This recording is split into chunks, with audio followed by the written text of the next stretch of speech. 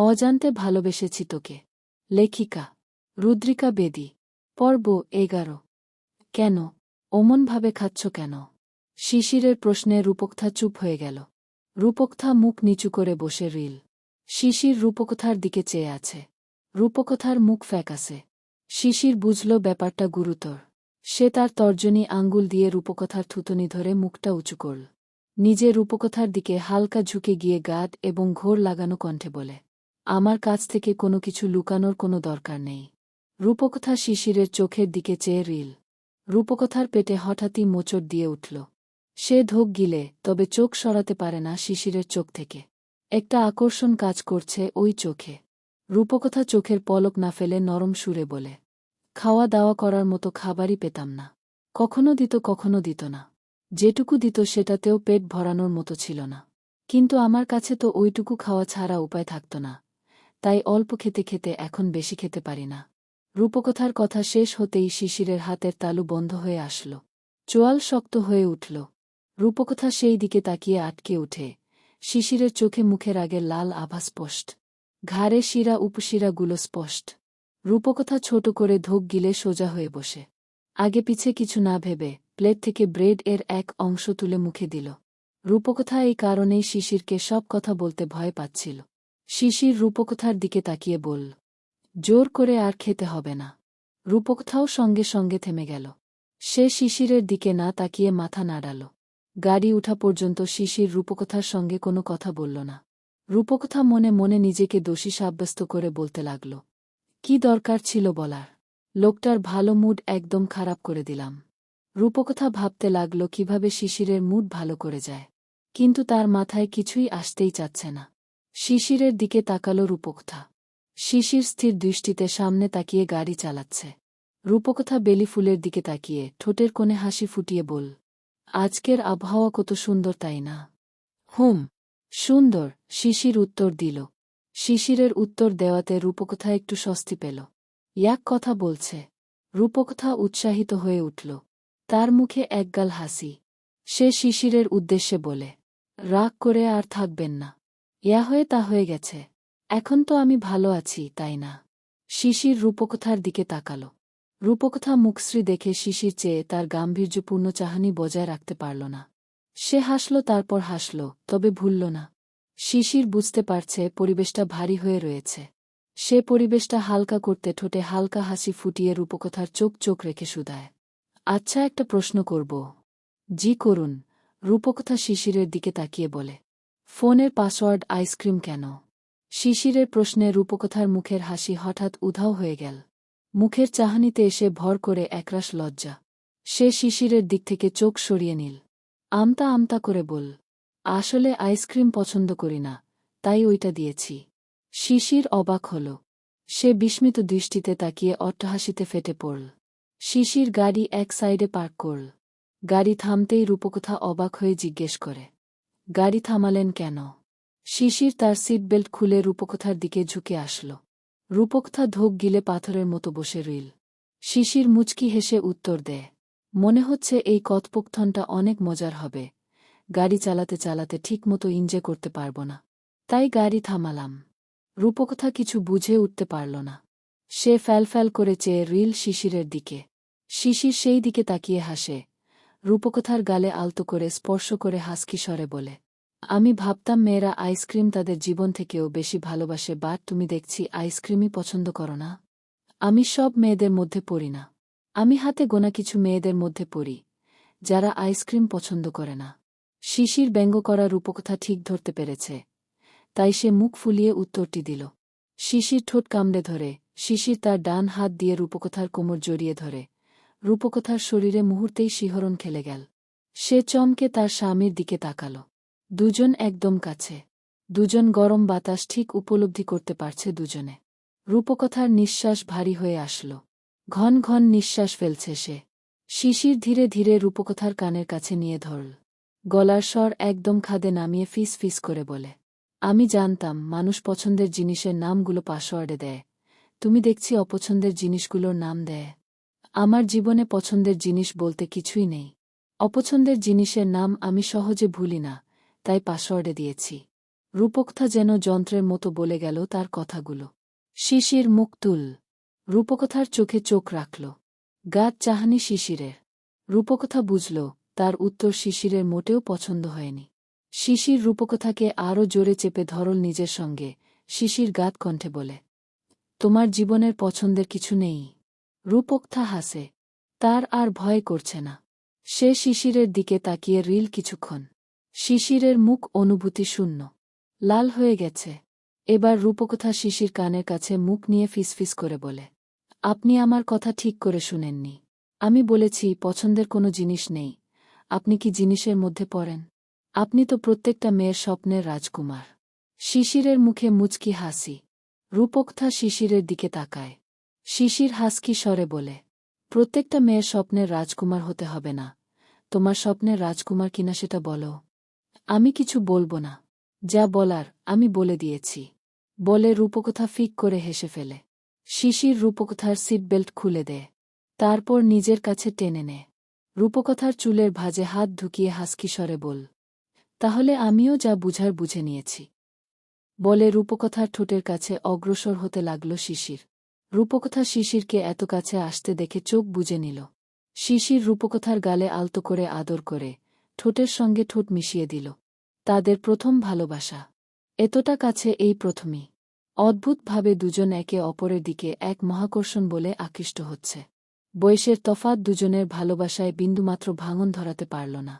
রূপকথা এক পর্যায়ে যেয়ে শিশিরকে নিজের কাছ থেকে ধাক্কা দিয়ে সরিয়ে দিল।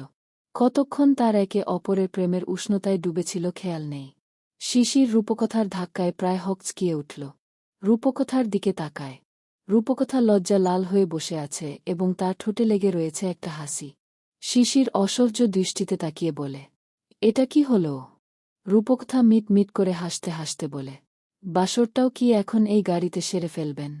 শিশির রূপকথার কথার অর্থ বুঝে ঠোঁট কামড়ায়।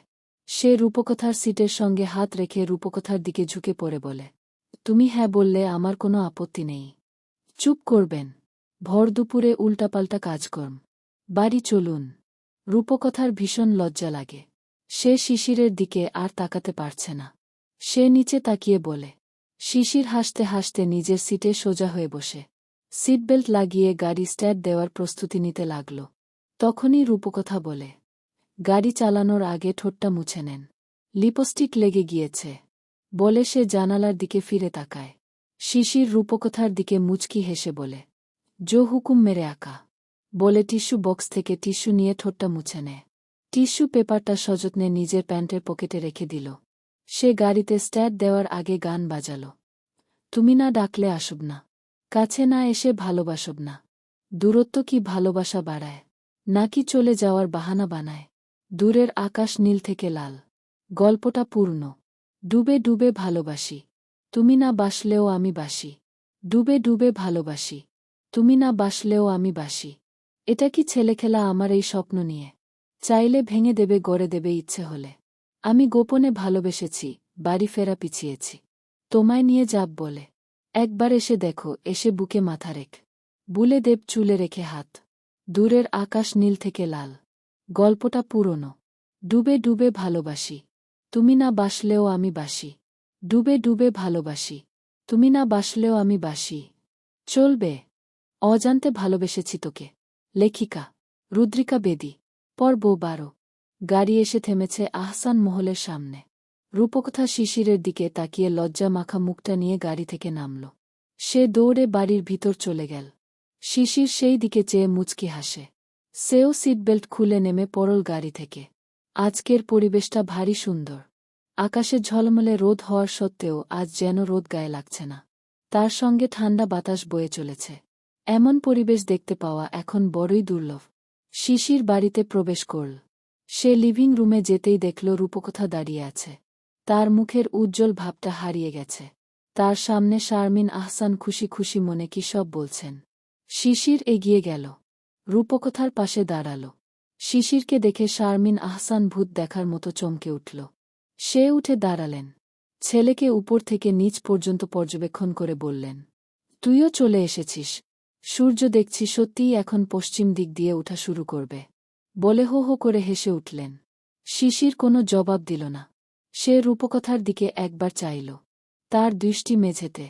মুখের চাহনি শিশিরের কাছে ভালো ঠেকল না। তার ভালোই করেছিস। তুই না আসলে তোকে কলি করতাম।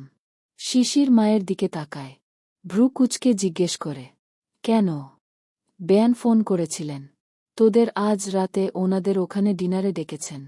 শিশিরের মুঠো শক্ত হয়ে উঠল। সে এতক্ষণে বুঝল রূপকথার শূন্য চাহনির রহস্য।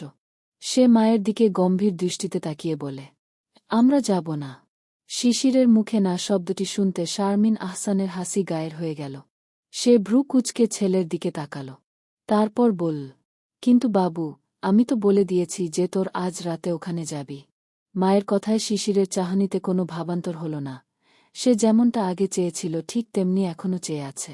তার চোখের দৃষ্টি শান্ত, তবে কঠোরতাও দেখা যায়।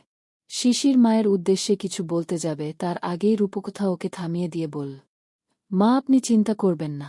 আমরা আজ রাতে যাব। শিশির বিস্ফারিত চোখে রূপকথার দিকে চাইল।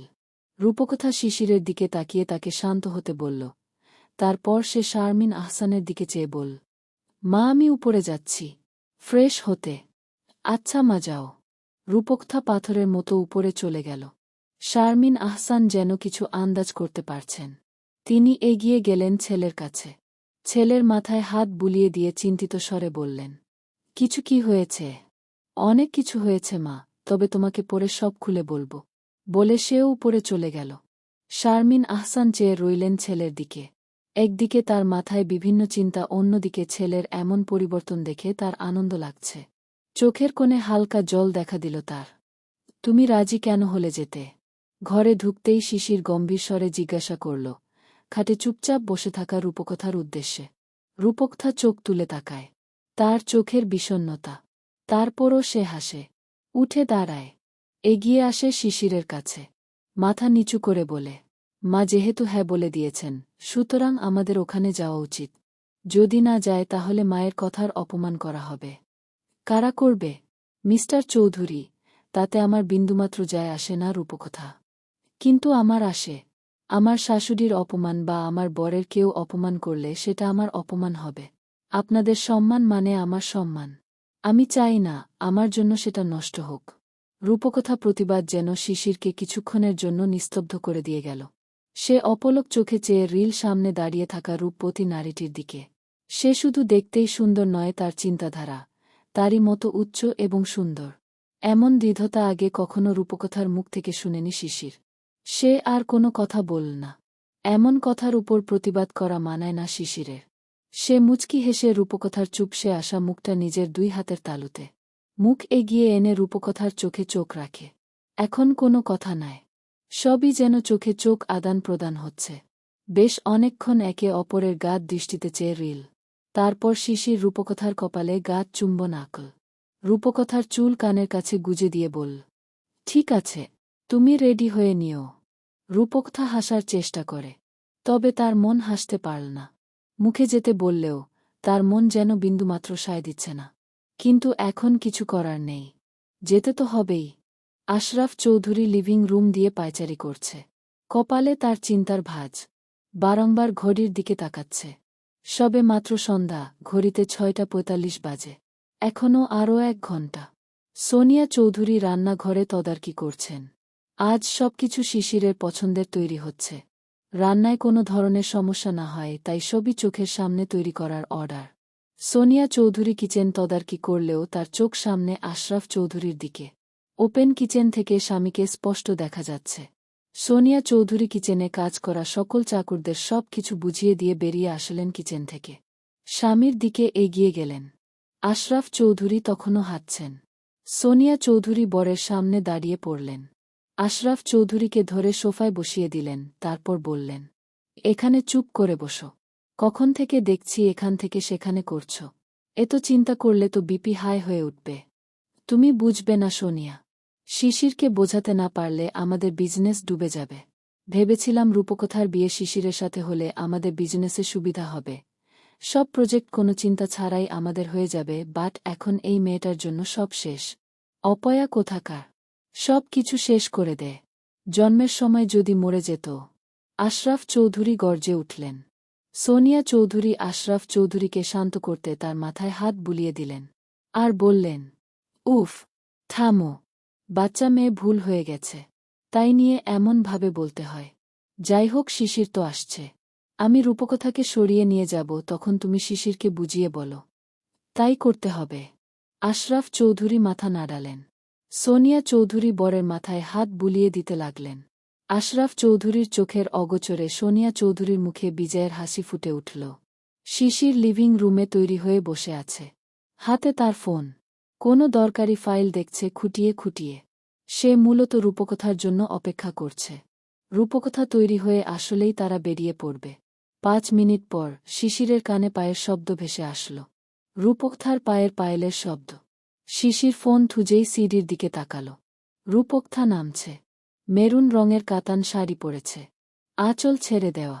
রূপকথার লম্বা ওয়েভি চুলগুলো সুন্দর করে চিরুনি করে ছেড়ে দেওয়া। কানে সোনোর দুল, গলায় হার। সব দেখে রূপকথার মুখের দিকে চোখ যেতেই যেন থমকে গেল শিশির। গাঢ় করে কাজল 2 চোখে, নাকে নথ, ঠোঁটে গাঢ় খেরি লিপস্টিক।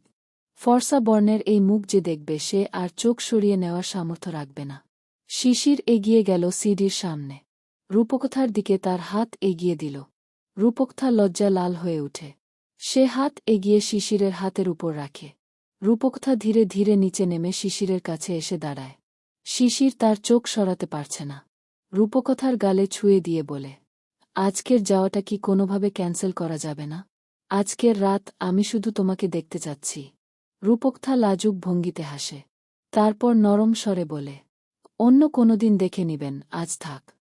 এত সুন্দর কেন তুমি? শিশিরের প্রশ্নে সে হাসে, কোনো জবাব দেয় না। তার কান দিয়ে ধোঁয়া বের হচ্ছে। আমার পছন্দের বউ। সুন্দর হবে না? হঠাৎ পিছন থেকে একটা আওয়াজ আসতেই রূপকথা দূরে সরে দাঁড়ায়। তার শাশুড়ি মায়ের গলা। শিশির পিছনে ফিরে তাকায়। রূপকথা মাথা নিচু করে দাঁড়িয়ে আছে। শারমিন আহসান তাদের থেকে হালকা দূরে দাঁড়িয়ে মিট মিট করে হাসছেন। শিশির কি বলবে বুঝতে পারল না। রূপকথার দিকে তাকাল, সে তো লজ্জায় মাথায় তুলতে পারছে না। এমন অবস্থায় কিছু বলা মানে মেয়েটাকে আরও বেশি লজ্জিত করা। শিশির দীর্ঘশ্বাস ছেড়ে এগিয়ে গেল শারমিন আহসানের দিকে। মায়ের দুহাত ধরে বলল, থ্যাংক ইউ মা, এত সুন্দর একটা বৌমা নিজের জন্য খুঁজে আনার জন্য। শুধু কি নিজের জন্য? তোমার জন্য বুঝিয়ে আনেনি? শারমিন আহসান মুখ ফুলিয়ে বললেন। তার কথার ধরন শুনে রূপকথাও হেসে ফেল। শিশির মাকে জড়িয়ে ধরে ঘড়ির দিকে তাকিয়ে বল, মা দেরি হয়ে যাচ্ছে, এখন বেরোই। হ্যাঁ হ্যাঁ, তাড়াতাড়ি বেরিয়ে পড়, সাবধানে যাবি, বলে রূপকথার দিকে তাকাল। রূপকথা এগিয়ে এসেছে। শারমিন আহসান বৌমার মাথায় পরম যত্নে হাত বুলিয়ে দিয়ে বললেন, সাবধানে যা। রূপকথা শাশুড়ি মায়ের কথায় মাথা নাড়াল। শিশির আর রূপকথা শারমিন আহসানকে সালাম জানিয়ে বেরিয়ে গেল। শিশির আর রূপকথা বাইরে আসতেই হঠাৎ রূপকথার পা হোঁচট খেল। শিশির পাশে থাকায় রক্ষে হল। সে রূপকথাকে নিজের বাহুতে আঁকড়ে ধরল। সাবধানে দাঁত করিয়ে দিয়ে বলে, ঠিক আছো তুমি? রূপকথা কোনো জবাব দিল না। তার মন হঠাৎ কু ডেকে উঠল। তার পা আর এগিয়ে যেতে চাইল না। সে স্তব্ধ হয়ে দাঁড়িয়ে রইল। কোনো বিপদের আশঙ্কা সে যেজো পারছে। চলবে কিছু কথা। অনেকেই জিজ্ঞেস করছেন কেন এত দেরি করে গল্প দিচ্ছি। 2-1 তারিখেও আমি গল্প দিয়েছি, কিন্তু তারপর সারা বাংলাদেশে যে শোকের ছায়া ঘনিয়ে এলো, তারপর আর লেখা তো দূরের কথা, ফেসবুকেই আসতে ইচ্ছে করছিল না। নিজেকে একটা ট্রমার মধ্যে দিয়ে বের করে নিয়ে এসেছি, তাই আবার লেখা শুরু করেছি। আশা করি এখন থেকে প্রত্যেক দিন গল্প দিব। অজান্তে ভালোবেসেছি তোকে। লেখিকা রুদ্রিকা বেদী। পর্ব 13। রূপকথা, আর ইউ ওকে? শিশিরের ডাকে রূপকথার ধ্যান ভঙ্গ হল। সে শিশিরের দিকে তাকিয়ে মাথা নাড়াল, সে ঠিক আছে। তবে শিশির রূপকথার চেহারার দিকে বেশ কিছুক্ষণ তাকিয়ে রইল। কিছু যেন আন্দাজ করতে পারছে। দুপুরের মতো এখনের পরিবেশটা ততটা ভালো নয়। বাইরে ঝড় উঠার মতো উপক্রম। শিশির আর রূপকথা গাড়িতে বসল। বাইরের পরিবেশ এমন উত্তাল হবে কে জানত। রূপকথা বিষণ্ণ মুখে জানালার দিকে চেয়ে আছে। জানালার কাছে বিন্দু বিন্দু জল এসে পড়তে লাগল। রূপকথা বুঝল বাইরে গুড়ি গুড়ি বৃষ্টি হচ্ছে। বিষণ্ণ যেন আরও চেয়ে গেল। গাড়িতে কোনো রকমের কথা বলল না দুজনে। শিশির 2-3 বার চেয়েছিল রূপকথার দিকে, তবে রূপকথা সারা পথ কোনো নড়চড় হয়নি। সে এক দৃষ্টে তাকিয়েছিল জানালা দিয়ে। চৌধুরী বাড়িতে আসতে আসতে বৃষ্টি পড়া যেন বেড়ে গেল। বৃষ্টির থেকেও বেশি প্রকোপ ছিল তীব্র বাতাসের। বৃষ্টির কারণে অনেক দোকানদার দোকানপাট বন্ধ করে দিয়েছে। এক বৃষ্টিতে ঢাকা শহর চুপচাপ। শুধু বাতাসের শো শো আর বৃষ্টির ঝিরিঝিরি শব্দ। গাড়ি চৌধুরী বাড়ির সামনে থামল। শিশিরদের আসার আগেই আশরাফ চৌধুরী আর সোনিয়া চৌধুরী দরজার মুখে দাঁড়িয়েছিলেন ছাতি হাতে। গাড়ি থামতেই এগিয়ে গেলেন গাড়ির কাছে। দুজনকে নিয়ে সাবধানে বাড়ির ভিতরে প্রবেশ করলেন। রূপকথা সোনিয়া চৌধুরীর সঙ্গে ভিতরে গেলেও পরমুহূর্তেই শিশিরের কাছে সরে আসল। শিশির রূপকথার মনের আনচান যেন নিজের মনের অন্তরে অনুভব করতে পারল। সে রূপকথার হাত শক্ত করে ধরে এগিয়ে চলল। শিশির হাত ধরতেই রূপকথার সাহস ফেলে এল। তার বুকের থরপরতা ক্রমেই কমে আসল। চারজনে লিভিং রুমে গেল। সোনিয়া চৌধুরী আশরাফ চৌধুরীর দিকে তাকিয়ে ইশারা করলেন। তারপর এক গাল হেসে শিশিরকে অভিবাদন জানিয়ে সোফায় আসন নিতে বলল। শিশির রূপকথার দিকে তাকাল। শিশির রূপকথার হাত ছাড়িয়ে তার কোমর জড়িয়ে ধরে এগিয়ে গেল। রূপকথা প্রথমে অবাক হলেও খুশি হল। আশরাফ চৌধুরী সিঙ্গেল সোফাটায় বসল। তিনি অপেক্ষা করছিলেন শিশির নিজ থেকে আগে কিছু বলবে, তবে সেটি হল না। তাই তিনি নিজ থেকে শুরু করলেন। তা বাবা, কেমন আছো? শিশির রূপকথার দিকে তাকিয়েছিল। আশরাফ চৌধুরীর প্রশ্নে সে তার দিকে ঘুরে তাকায়। আশরাফ চৌধুরীর চোখে চোখ রাখে। এক মুহূর্তের জন্য আশরাফ চৌধুরীর সারা শরীরে শিহরণ বয়ে গেল। শিশিরের চোখ শান্ত, তবে দৃষ্টিটি তীক্ষ্ণ। চোখ দেখলেই যেন বলা যায় পুরুষটি তাদের মাথায় চলতে থাকা সকল চিন্তা দ্বারা অবগত। আশরাফ চৌধুরী নিজেকে সামলিয়ে নিলেন। মুখে হাসি ফোটানোর চেষ্টা করলেন তিনি। আজ সকালেই তো আপনার সঙ্গে দেখা হলো। আমার হাল হাকিকত না জেনে নিজের মেয়ের সম্পর্কে তো জিজ্ঞেস করতে পারেন। অসম্ভব গম্ভীর কণ্ঠটি। আশরাফ চৌধুরী ঘাবড়ে গেলেন। তিনি কি বলবেন খুঁজে পেলেন না। সোনিয়া চৌধুরী আশরাফ চৌধুরীর পাশে দাঁড়িয়ে তিনি সবই পর্যবেক্ষণ করছিলেন। পরিস্থিতি হাতের বাইরে চলে যাচ্ছে তা তিনি খুব ভালো করেই বুঝলেন। তিনি ঝটপট করে উত্তর দিলেন, ওর সম্পর্কে তো জিজ্ঞেস করব বাবা, কিন্তু তুমি তো জামাই, তোমার সম্পর্কে আগে জিজ্ঞেস করতে হবে। আর রূপকথা তো আমাদের মেয়ে, ওর ব্যাপারে আলাদা কি জিজ্ঞেস করব? শিশিরের চোয়াল শক্ত হয়ে উঠল। সোনিয়া চৌধুরীর কথাগুলো তার আদৌ পছন্দ হল না। তা শিশিরের দৃষ্টিতে পরিষ্কার হয়ে গেল।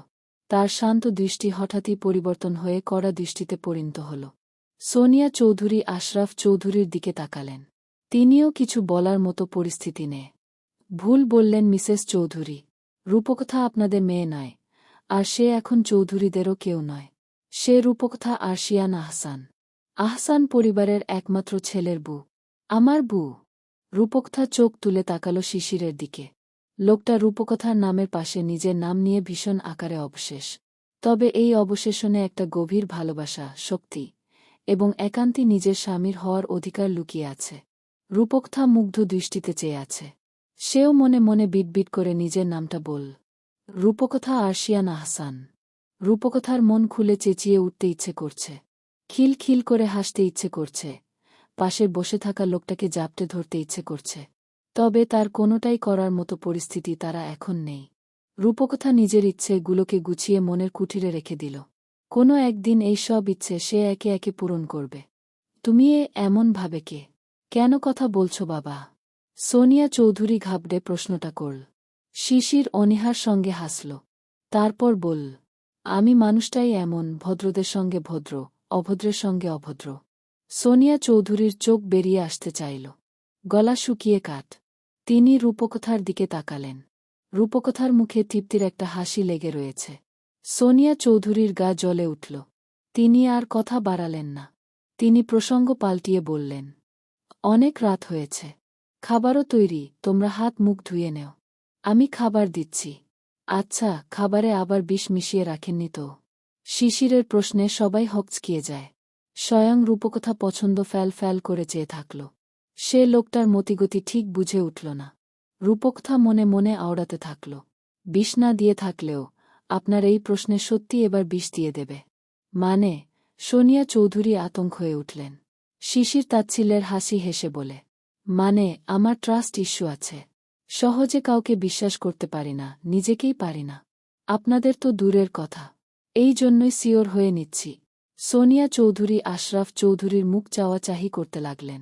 আশরাফ চৌধুরী চোখের ইশারায় সোনিয়া চৌধুরীকে শান্ত হতে বললেন। সোনিয়া চৌধুরী লম্বা একটা গাঢ় নিঃশ্বাস গ্রহণ করে হাসি হাসি বল, কি যে বলো বাবা, আমরা কেন বিষ দিতে যাব? খাবার একদম পরিশুদ্ধভাবে তৈরি করা হয়েছে। আমি নিজেকে তত্ত্বাবধানে ছিলাম। সেটাই তো সমস্যা। শিশির বিটবিট করতে করতে উঠে দাঁড়াল। রূপকথাও তার সাথে উঠে দাঁড়ায়। বাকিরা শিশিরকে বিটবিট করতে শুনলেও রূপকথা স্পষ্ট শুনছে। সে আসলে কি বলতে চেয়েছে। তার ভীষণ হাসি পাচ্ছে। তবে সে নিজেকে আপ্রাণ চেষ্টা করল নিজের বুকফাটা হাসি থামানোর। চারজনে ডাইনিং এরিয়ায় চলে আসল। সোনিয়া চৌধুরী শাড়ির আঁচল সামলে এগিয়ে গেলেন। তারপর আশরাফ চৌধুরী আর শিশিরের দিকে একনজর তাকিয়ে বললেন, বাবা তুমি তোমার শ্বশুরের সাথে খেতে বসো। আমি তোমাদের সার্ভ করে দিচ্ছি। রূপকথা এই কথা শোনা মাত্রই শিশির হাত শক্ত করে চেপে ধরে। শিশির ঠিক আগের মতো তার হাত ছাড়িয়ে কোমর শক্ত করে জড়িয়ে নিল। সোনিয়া চৌধুরীর দিকে তাকাল। কেন, ডিনার তো আমার আর রূপকথার সঙ্গে করার কথা। তাহলে আমি আর মিস্টার চৌধুরী শুধু কেন বসবেন? শিশিরের প্রশ্নে সোনিয়ার মুখ ফের চুপসে গেল। সে আমতা আমতা করে বলতে লাগল, না মানে, বুড়া তো সাধারণত পরেই খায়, আর আমাদের বাড়ির মেয়ে বুড়া পরে খায় না। খেলে একসঙ্গে খায়, না হলে সবাই না খেয়ে থাকে। সোনিয়া চৌধুরীর কথা শেষ হতে পারে না, তার আগেই শিশির কথা কেড়ে নিয়ে নিজে বলতে লাগল, আর আমি আবার আমার বউ ছাড়া খেতে বসে না।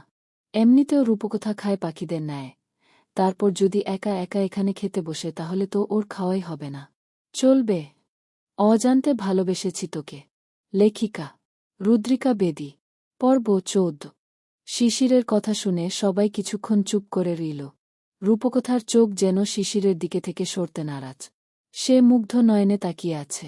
শিশির বুজের দিকে তাকিয়ে হাসে। তার হাসিতে এক ধরনের ভরসা রয়েছে, চোখে তীব্র বিশ্বাস।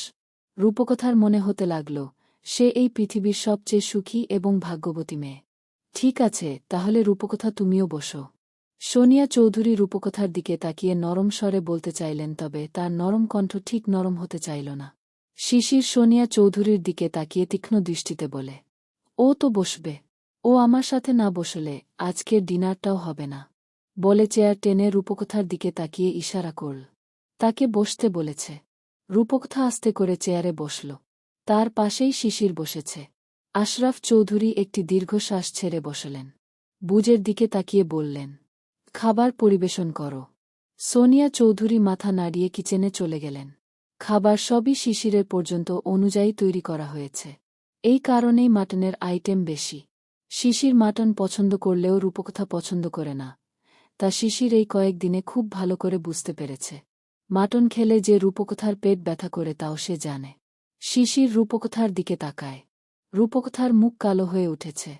শিশির চোয়াল শক্ত করে আশরাফ চৌধুরীর দিকে তাকায়। বাবা তোমার সাথে আমার কিছু কথা ছিল। আশরাফ চৌধুরী বললেন। আপনি কিছু বলবেন তার আগে আমার কিছু বলার আছে। শিশিরের কণ্ঠ তীক্ষ্ণ। হ্যাঁ বলো। আপনারা জানেন না, রূপকথা মাটন খেলে অসুস্থ হয়ে পড়ে। শিশিরের প্রশ্ন শুনতেই সোনিয়া চৌধুরীর দিকে তাকায়। আশরাফ চৌধুরী এই বিষয়ে কিছু জানেন বলে তো মনে হল না। সোনিয়া চৌধুরী শিশিরের দিকে তাকিয়ে আমতা আমতা করে বলতে লাগলেন, জানি, কিন্তু তুমি মাটন পছন্দ করো বলে। আমি পছন্দ করি বলে সব মাটনের আইটেম তৈরি করার কোনো মানে আছে মিসেস চৌধুরী? আর আপনার চেহারা দেখে তো মনে হচ্ছে আপনি জানেন না এই বিষয়ে কিছু। আশরাফ চৌধুরী কোনো উত্তর দিতে পারলেন না। সত্যিই তো, তিনি রূপকথার বিষয়ে কোনো কিছুই জানেন না। শিশির উঠে দাঁড়ায়, রূপকথার দিকে তাকিয়ে বলে, উঠো যান, বাড়ি যাব। মা তোমার পছন্দের খাবার তৈরি করে রেখেছেন। এভাবে চলে যেও না। প্রথমবার এসেছ, না খেয়ে চলে যেও না। আশরাফ চৌধুরী উঠে দাঁড়ালেন।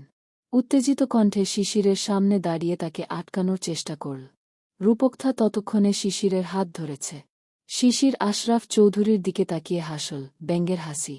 আগে নিজের মেয়ের ভালো মন্দের সম্পর্কে জানুন, তারপর ডিনারে ডাকবেন, বলে রূপকথাকে নিয়ে বেরিয়ে আসল। পিছন পিছন তাদের সোনিয়া আর আশরাফ চৌধুরীও আসলেন। পিছন থেকে অনেকবার ডাকলেন। শিশির একটা ডাকেরও উত্তর দিল না। বাইরে তখনও বৃষ্টি হচ্ছে। শিশির রূপকথাকে বাঁচিয়ে গাড়িতে বসিয়ে দিল। নিজে গাড়িতে না বসে আশরাফ চৌধুরীর সামনে যেয়ে দাঁড়াল। পকেটে হাত ঢুকিয়ে ভ্রু জোড়া উঁচু করে বলে, আপনি যতই চেষ্টা করুন না কেন ডিনারে ডেকে আমার পছন্দের খাবার খাইয়ে আবার আগের মতো বিজনেস রিলেশন তৈরি করতে পারবেন না। আমি কথা রিপিট করতে পছন্দ করি না, তবুও আপনার জন্য আবার বলছি, আপনার কোম্পানি আর আমাদের কোম্পানির মধ্যে আর কোনো ডিল নেই। বলে শিশির গাড়িতে যেয়ে বসল। আশরাফ চৌধুরী থো মেরে দাঁড়িয়ে রইলেন। তার সামনে আজ যেন সব শেষ হয়ে গেছে। সোনিয়া চৌধুরী পাশে এসে দাঁড়ালেন। বরের কাঁধে হাত রাখতে গেলেন, কিন্তু তার আগেই আশরাফ চৌধুরী বুজের দিকে কড়া দৃষ্টিতে তাকালেন। তুমি জানতে রূপকথা মাটন খেতে পারে না? হু, ছোট করে উত্তর দিলেন সোনিয়া চৌধুরী। তাহলে কেন তৈরি করলে? রূপকথা যদি খেত আর যদি অসুস্থ হয়ে পড়ত তাহলে? আমি কি করব শুনি? ডিনারটা মূলত শিশিরের জন্য ছিল। সে মাটন পছন্দ করে, তাই আমি মাটনের আইটেম রেখেছিলাম। আর তুমি রাগ দেখাচ্ছ কেন? আমি তো তাই জানি রূপকথা মাটন খেতে পারে না। তুমি তো তাও জানো না। এখন এসেছ দরদ দেখাতে। সোনিয়া চৌধুরী 1 মিনিটের জন্য দাঁড়ালেন না। তিনি অন্দরমহলে চলে গেলেন। আশরাফ চৌধুরী দাঁড়িয়ে রইলেন বৃষ্টি। তার আজ মনে হল, তার কাছে টাকা পয়সা সব কিছু থেকেও কিছু নেই। সে আকাশের দিকে চেয়ে রইল। গাড়িতে নীরবতা। শিশির পুরো ভিজে গেছে। রূপকথা চুপ করে তাকিয়ে আছে শিশিরের দিকে। বৃষ্টির বেগ বেড়েই চলছে। রাস্তায় সব দোকানপাট বন্ধ। একটা জনমানবের অস্তিত্ব নেই। সামনের কাঠ দিয়ে শুধু হেডলাইটের আলো আর বৃষ্টি। রূপকথার দৃষ্টি যে শিশিরের উপর, তার শিশির খুব ভালো করে বুঝতে পারছে। শিশির রূপকথার দিকে তাকাল। সে তাকাতেই রূপকথা কেমন মুচড়ে উঠল। শিশির ভ্রু কুঁচকে জিজ্ঞেস করল, কি হয়েছে? আমার জন্য আপনার না খেয়ে থাকতে হচ্ছে। রূপকথা একদম বাচ্চাদের মতো করে বল। তার কথার অঙ্গভঙ্গি দেখে শিশির হেসে ফেলল। শিশির নাক অলরেডি লাল হয়ে গেছে। শিশির থেকে থেকে নাক টানছে। ঠান্ডা রেখেছে। শিশির মুখে হাসি ফুটিয়ে বলে, না খেয়ে থাকব কে বলেছে? বাড়িতে যেয়ে দুজনে মিলে কিছু রান্না করে খেয়ে নিব। কিন্তু আমি তো রান্না করতে পারি না। আমি তো পারি। শিশিরের কথা শুনে রূপকথার অনেক লজ্জা লাগল। কি একটা অবস্থা, তার বর রান্না করতে পারে কিন্তু সে পারে না। এই লজ্জার কথা কাকে বলবে সে? এই সমাজে তো তার বেঁচে থাকার কোনো অধিকারই নেই। তার আগে বাড়িতে যেতে ওষুধ খেতে হবে। আপনার দেখছি ঠান্ডা লাগার বেশ ধাঁচ আছে। বাবার কাছ থেকে পেয়েছি এই ঠান্ডার ধাঁচ। একটু বৃষ্টিতে বা ঠান্ডা কোনো কিছু খেলেই ধরা করেই। শিশির সামনে তাকিয়ে বল। রূপকথা মুখ ফুলিয়ে বল, তাহলে আপনার কি দরকার ছিল ওখানে দাঁড়িয়ে বৃষ্টিতে ভিজে উনার সাথে কথা বলার? লেগে গেছে তো ঠান্ডা। এই উনিটা কে? শিশির হাসকি স্বরে প্রশ্নটা জিজ্ঞেস করল। রূপকথা কিছুক্ষণ চুপ করে চেয়ে রিল স্বামীর দিকে। রূপকথা জানে শিশির বুঝতে পেরেছে সে কার বলছে, কিন্তু তবুও তার পিছনে লাগতে এমন সব প্রশ্ন করছে। এমন সময় তার ম্যাডামের কথা মনে পড়ল। ইরা ম্যামের কথা। পুরুষ মানুষের জীবনে যতই শান্তি থাকুক না কেন, তাদের প্রিয় মহিলার পিছনে লাগতে না পারলে পেটের ভাতও হজম হয় না। সত্যিই সেটাই। শিশিরও সেই পুরুষ মানুষের বাইরে নেয়। কি হলো বলো? শিশির আবার প্রশ্ন করে উঠল। তার ঠোঁটের কোণে হাসি। রূপকথার বিরক্ত লাগল। সে দাঁতে দাঁত চেপে বল, আপনি বুঝছেন না আমি কার কথা বলছি? না তো। নিজের বাবাকে বাবা বলতে আমার বাধে। কষ্ট হয় উনাকে বাবা বলে সম্বোধন করতে। আপনি জানেন তো তাও কেন পিছনে লাগছেন? রূপকথার কথা শেষ হতেই গাড়িতে ব্রেক পড়ল। রূপকথা আচমকা ব্রেকে সামনে ঝুঁকে গেল। পর মুহূর্তেই নিজেকে সামলিয়ে শিশিরের দিকে অবাক চোখে তাকালেন।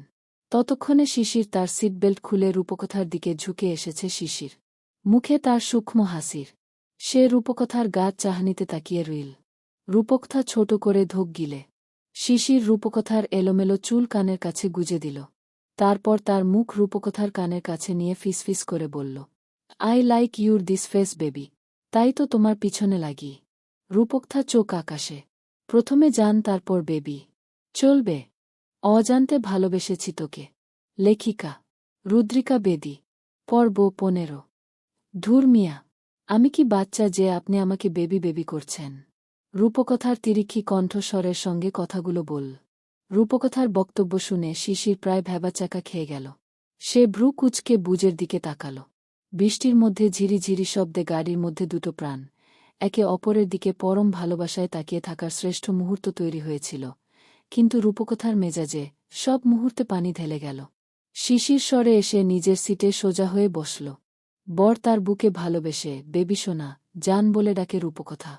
সব বড়রা বলে বলে আপনারও বলতে হবে নাকি? আর যদি বলেনও তাহলে বেবি বাদে বলবেন। বেবি বলবেন না। রূপকথা মুখ ফুলিয়ে শিশিরের দিকে তাকিয়ে বল। কেন বেবি বললে সমস্যা কি? শিশির অনেক আগ্রহ নিয়ে প্রশ্নটা করল। তবে রূপকথার মধ্যে প্রশ্নের উত্তর দেওয়ার কোনো আগ্রহ দেখা গেল না, তবু সে বল। বেবি বললে নিজেকে ছোট মনে হয়। রূপকথা ঠোঁট উল্টে উত্তর দিল। শিশির তার মুখের দিকে চেয়ে ফিক করে হেসে ফেলল। নিজেকে সংযত করে রূপকথার দিকে তাকিয়ে গম্ভীর চাহনি এনে বলে, তোমার বয়স যেন কত? রূপকথার ফুলে থাকা মুখটি স্বাভাবিক হয়ে উঠল। শিশিরের দিকে ফ্যালফ্যাল করে চেয়ে আমতা আমতা করে বলে, কুড়ি হয়েছে। শিশিরের দৃষ্টি শান্ত হয়ে আসল। সে সামনের দিকে চেয়ে গম্ভীর কণ্ঠে বলল, আমার বয়স কত জানো? রূপকথা জানে না। সত্যিই সে জানে না। কখনো মনেই হয়নি শিশিরের বয়স জানতে হবে তার। প্রয়োজন কি? রূপকথা নির্বে মাথা নাড়ায়। শিশিরের মুখের চাহনিটা রূপকথার কাছে ঠিক লাগল না। শিশির মুচকি হাসে। রিয়ার মিররটি রূপকথার দিক করে রাখা ছিল। শিশির মিররের দিকে তাকিয়ে প্রবল অথচ সংযত কণ্ঠস্বরে বলে, 34। রূপকথা যেন একটু অবাক হল। তার চোখ 2 সেকেন্ডের জন্য স্থির হয়ে রইল। শিশিরের চোখে সেটা ধরা পড়েছে। সে মুচকি হেসে সরাসরি রূপকথার দিকে তাকায়। বাইরে তীব্র বৃষ্টি। গাড়ির ভিতরটা দম আটকানোর মতো পরিবেশ। এখন যদি জানালাগুলো নামিয়ে দেওয়া যেত তাহলে বেশ হতো। ঝিরি ঝিরি শব্দ কানে আসত। বৃষ্টির প্রেমময় ছিটে গায়ে আসত, তবে এখন তার কোনোটাই হবে না। অবাক হলে শিশির আগের কণ্ঠস্বর বজায় রেখে জিজ্ঞেস করে প্রশ্নটি। রূপকথা ফের মাথা নাড়ায়। হালকা হয়েছি। স্বাভাবিক। এইজ গ্যাপটা একটু বেশি। শিশিরের শব্দগুলো রূপকথার গায়ে এসে লাগল। লোকটা কি তাকে ভুল বুঝল? রূপকথার চোখ ছলছল করে উঠল। সে ঠোঁট ভিজিয়ে কাঁপা কাঁপা কণ্ঠে বলল, আপনি ভুল বুঝছেন। আমি ও জন্য অবাক হয়নি। শিশির সোজা হয়ে বসেছে। রূপকথার কথা শুনে সে আবার হাসে। তাচ্ছিলের হাসি। যেন সে বুঝছে রূপকথা তাকে সান্ত্বনা দিতে কথাগুলো বলছে। রূপকথা ধোক গেলে সে কাপা হাতে সিট বেল্ট খুলে। এইবার আর শিশির নয়, ঝুঁকে গেল রূপকথা। শিশিরের শার্টের কলার চেপে ধরে আলতো করে, তারপর টেনে আনে নিজের দিকে। আচমকা রূপকথার এমন পদক্ষেপে শিশির কিছু বুঝে উঠল না। হঠাৎ রূপকথার টানে শিশির নিজের ব্যালেন্স ধরে রাখতে পারল না। সে রূপকথার উপর এসে পড়ে। তবে সিট আর দরজার সাথে হাত ঠেকিয়ে নিজেকে সামলিয়ে নেই শিশির। কি করছ রূপকথা? শিশির রূপকথার দিকে তাকিয়ে জিজ্ঞেস করে। রূপকথা উত্তর দিল না। সে শিশিরের চোখে চোখ রাখে। 2 হাত দিয়ে শিশিরের গলা জড়িয়ে ধরে। আপনি জানেন, আমার দাদাজান দাদিজান থেকে 20 বছরের বড় ছিলেন, কিন্তু তাদের মধ্যে ভালোবাসার কোনো কমতি ছিল না। নরম শান্ত স্থির কণ্ঠে কথাগুলো বলে রূপকথার কথা। শিশির তার দিকে নির্বাক দৃষ্টিতে তাকিয়ে আছে। রূপকথার বাচনভঙ্গি এখন বড়দের মতো লাগছে। স্পষ্টবাদী, সে কি বলছে খুব ভালো করে ভেবে চিনতে বলছে। শিশির চাইলেও রূপকথাকে ইগনোর করতে পারবে না। একে অপরের জন্য ভালোবাসা থাকলে বয়সের কোনো গুরুত্ব নেই। আর আমি যতদূর জানি আপনি আমাকে অনেক ভালোবাসেন। কি ভালোবাসেন না? রূপকথা ভ্রু জোড়া নাচিয়ে প্রশ্নটা করল। শিশির ঠোঁট কামড়ে ধরল। দুজনের চোখের দৃষ্টি সরছে না। এমন একটা বউ থাকলে কিভাবে ভালো না বেসে যেতে পারি বলো? তাহলে বয়সের কথা আমাদের মাঝে আর আসবে না। আমাদের সম্পর্কটা যেমন আছে তেমনই সুন্দর। আপনি বড় বলে বুঝদার, এই জন্যই তো আমার মতো এমন একটা পাগলিকে আপনি হ্যান্ডেল করতে পারছেন। অন্য কেউ হলে কবে রাস্তায় ছেড়ে দিল। বলে শিশিরের কপালের সঙ্গে নিজের কপাল লাগাল রূপকথা। শিশির নির্ভহাসি হেসে রূপকথাকে জড়িয়ে ধরল। বুঝদার হয়ে তোমাকে ভালোবাসার জন্য আমাকে কি উপহার দিবে? আপনি যেটা চাইবেন সেটাই দিব। রূপকথা চোখের পলক পিট পিট করতে করতে বল। শিশির মুচকি হাসল। রূপকথার গাল তার বাম হাতের তর্জনী দিয়ে ছুঁয়ে দিয়ে বল, ভেবে বলছ তো? রূপকথা বুঝতে পারছে শিশির কিসের ইঙ্গিত করছে। সে ঠোঁট কামড়ে মাথা নাড়াল। সে ভেবেই বলছে, তাহলে বাড়ি যাই, সেখানে যেই নয় আমি আমার উপহার নিব। ঠিক আছে। রূপকথার সম্মতি পেতেই শিশির রূপকথাকে জড়িয়ে তার ঠোঁটের দিকে অগ্রসর হতে লাগল। দুজন দুজনের গরম নিঃশ্বাস অনুভব করতে পারছে।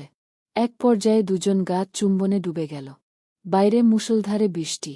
ঘরের ভিতর দুটো প্রাণ একে অপরের মধ্যে তলিয়ে গেছে। ভালোবাসার অদ্ভুত আদরে উত্তাল হচ্ছে মন। আঁকড়ে ধরে আছে একে অপরের শরীর। শিশির রূপকথার ঘাড়ের চুলগুলো সরিয়ে দিয়ে তাতে আলতো করে চুমু খেল। ঘরে আলো বলতে শুধু মোমবাতির এক টুকরো রশ্মি।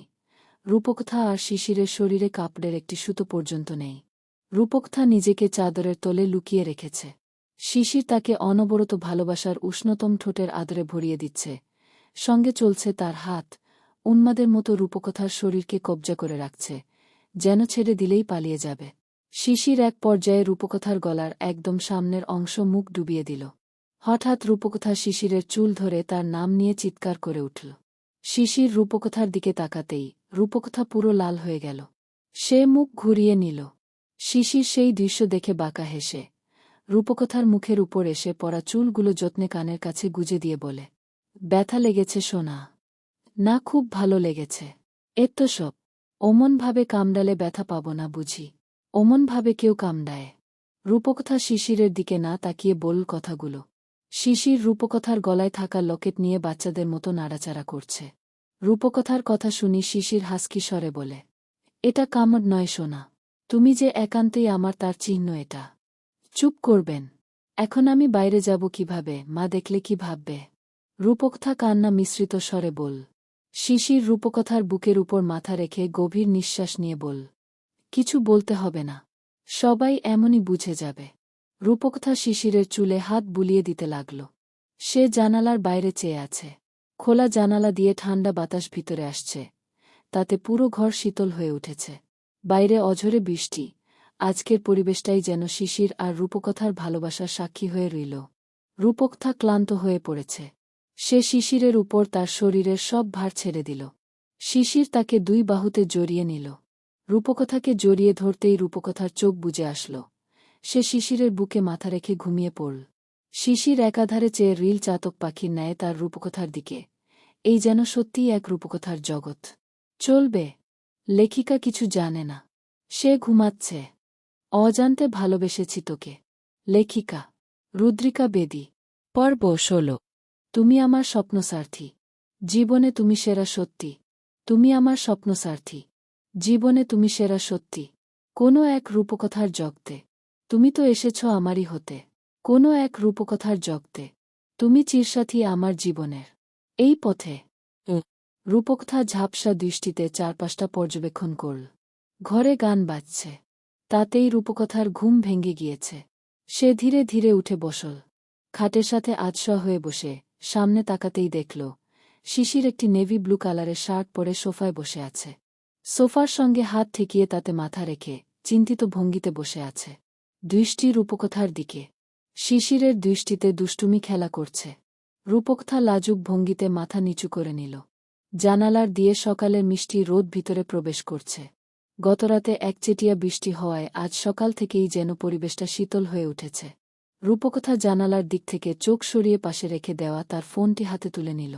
স্ক্রিনে 07:05 বাজছে। আজ আর ভার্সিটিতে সে যাবে না, তাই সময় দেখে তার অত তারাও বাঁধল না। রূপকথা ফোনটি পাশে রাখতেই ঘরে বাজতে থাকা গাল অফ হয়ে গেল। রূপকথা সামনে তাকাল। শিশির এগিয়ে আসছে তার দিকে।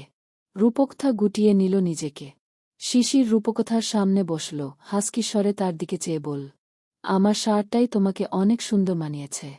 রূপকথার শরীরে শিশিরের কালো রঙের শার্টটি জড়িয়ে আছে। রূপকথা শিশিরের দিকে তাকিয়ে লাজুক ভঙ্গিতে বল, সকাল সকাল ব্যঙ্গ শুরু করলেন? আর ভালো লাগে না। যা বাব্বা, আমি আবার কি ব্যঙ্গ করলাম শুনি?